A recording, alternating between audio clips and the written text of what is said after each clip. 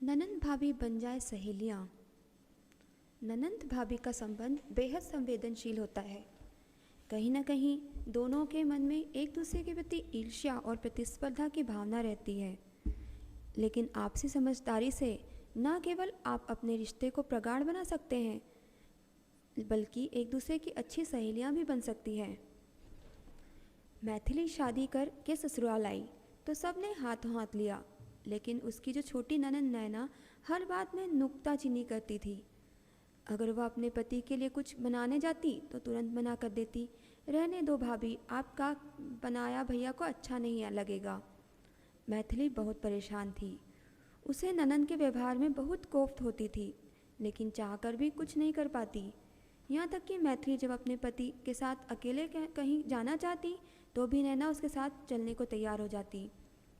एक दिन मैथिली ने नैना से कह दिया कि लगता है आपके भैया को मेरी ज़रूरत नहीं, आप तो हैं ही उनके सारे काम करने के लिए, फिर मैं यहाँ से चली जाती हूँ अपने मायके। मैथिली की बात सुनकर नैना ने पूरे घर में हंगामा मचाया। मैथिली अपने मायके चली गई। फिर बहुत समझाने पर वह इस शर्त पर ससुराल आने को तैयार हुई कि अब नैना उसके और अरुण के बीच ना आए। आमतौर पर जब तक भाई की शादी नहीं होती, घर पर बेटी का एक छत्र राज होता है।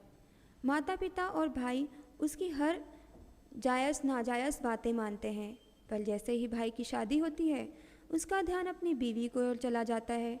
वह बहन को उतना समय नहीं दे पाता जितना पहले देता था।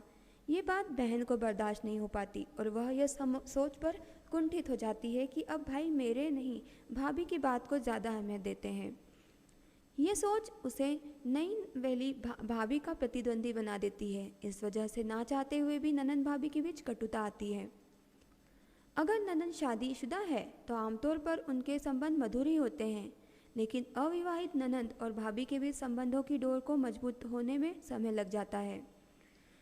विवाहित ननंद भी अगर मायके में ज़्यादा दखलंदाजी करती है तो ये बात ननंद भाभी के रिश्ते में सहज नहीं बनने देती। आइए जानते हैं कुछ ऐसे टिप्स जिससे ननंद भाभी के रिश्ते को हम सहेलियों में बदल सकते हैं। प्रतियोगी नहीं, दोस्त बने। आपके भाई की शादी हुई है, आपके घर में प्यारी सी भाभी आई है। थोड़ी सी समझदारी से आप उसे अपने सबसे अच्छी सहेली बना सकती हैं। इसके लिए आपको ज़्यादा कुछ करने की ज़रूरत नहीं, अपने मन में ये बात बैठाने की कि वह आपकी भाभी है, आपकी प्रतियोगी नहीं। भाभी तो नई नई आई है, ननंद होने के नाते अब ये आपकी जिम्मेदारी है कि आप उसे अपने घर के वातावरण से अवगत कराएं। उसे बताएं कि परिवार के सदस्यों को क्या अच्छा लगता है, कौन सी चीज़ नापसंद है। आपकी इस पहल से भाभी के मन के पास प्रति प्यार और आदर भावना पनपेगी। एक दूसरे से सीखें।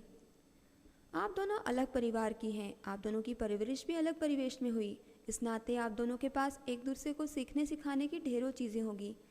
मसलन अगर आपकी कोई अच्छी रेसिपी आती है तो एक दूसरे को सिखाएं, इससे आप दोनों को फ़ायदा होगा। इसी तरह सिलाई, कढ़ाई, होम डेकोरेशन जैसी बहुत सारी चीज़ें जो आप एक दूसरे से सीखकर अपनी पर्सनालिटी को एनहांस कर सकती हैं। अगर आप भी भाभी का पहनने ओढ़ने, बातचीत का तरीका अच्छा लगता है तो उससे जलने कुड़ने की बजाय ये गुण सीखने को कोई हर्ज नहीं। आपको भी जाना है ससुराल। अगर आप किसी की ननंद हैं और अविवाहित हैं तो इस बात का हमेशा ख्याल रखें कि आपको भी एक दिन विवाह कर ससुराल जाना है। इसलिए आपके लिए यही बेहतर होगा कि आप अपने व्यवहार और बातचीत पर नियंत्रण रखने की कला सीखें। अगर आप अपनी भाभी के साथ बुरा बर्ताव करेंगी तो इसका नुकसान आपको ही होगा। अगर भाभी के साथ आप रिलेशन अच्छा है तो विवाह के बाद भी आपको मायके में उतना ही प्यार और सम्मान मिलेगा जितना पहले मिलता था। लेकिन अगर आप दोनों के संबंध अच्छे नहीं हैं तो आपकी शादी के बाद भाभी की ये इच्छा नहीं होगी कि आप मायके में ज़्यादा दाएं।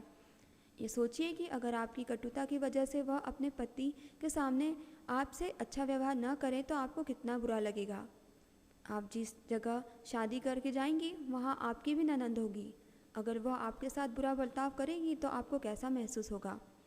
यह सब सोचकर अपनी भाभी के साथ मधुर संबंध बना कर रखें ताकि वह आपके सुख दुख में आपकी भागीदारी बन सके। अगर ननंद है विवाहित। अगर आप शादीशुदा ननंद हैं और भाई की शादी से पहले आप घर के हर छोटे बड़े निर्णय में दखलंदाजी करती थी तो भाई के विवाह के बाद आपके लिए बेहतर यही होगा कि आप अपने मायके के मामले में दखल देना बंद कर दें। मायके में उतना ही बोलें जितना ज़रूरी हो।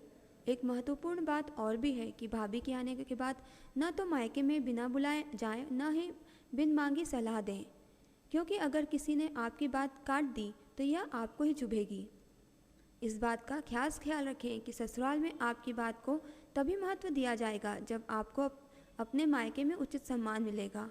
अगर आपकी ससुराल वालों को ये पता चल गया कि आपके मायके में आपकी बात का कोई महत्व नहीं दिया जाता, तो वहाँ पर आपको इसके लिए उल्हाना भी सुननी पड़ सकती है।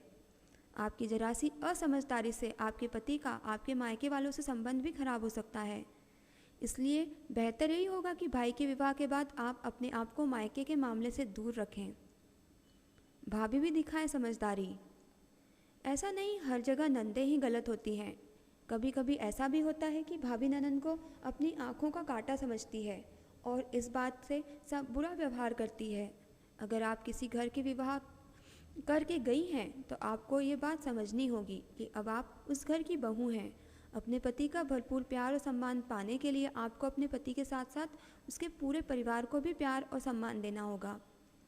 अगर आप शुरू में अपनी ननंद की थोड़ी बहुत बात बर्दाश्त कर लेंगी तो आपको घाटा नहीं होगा। अपने व्यवहार से आप अपनी नखरीली ननंद को भी अपनी सहेली बना सकती हैं, लेकिन अपनी छोटी सी गलती से आप अपनी अच्छी ननंद को भी दोस्ती खो सकती हैं। फुर्सत में कुछ ऐसा करें, एक दूसरे से अपने अनुभव बांटें। आपको जो भी चीज़ें अच्छी तरह से आती हैं एक दूसरे को सिखाएं और सीखें। इसका फ़ायदा ये होगा कि आप दोनों एक दूसरे के साथ अच्छा समय बिताने के साथ साथ अपनी जानकारी में बढ़ोतरी करेंगी। ननंद भाभी से अपने दिल की बात शेयर करें और भाभी ननंद से परिवार के सदस्यों की पसंद नापसंद के बारे में जानें। आपके पति को क्या अच्छा लगता है, इस बात की जानकारी आपकी ननंद से बेहतर आपको कोई नहीं दे सकता। ननंद से अपनी सास के बारे में पूरी बातें जानें। हमेशा न सभी सही, कभी कभार ही सही, उनकी पसंद का काम करें और उन्हें हैरान कर दें। इससे सास के साथ आपके संबंध बेहतर बनेंगे और ससुराल में आपकी पकड़ मजबूत होगी। कभी कभी मूवी देखने, शॉपिंग के लिए भी साथ साथ जाएं। इस तरह से ननंद भाभी का रिश्ता दो सहेलियों का पक्का मजबूत रिश्ता बन जाएगा। अगर आपको हमारा वीडियो पसंद आया हो तो ज़रूर शेयर करें।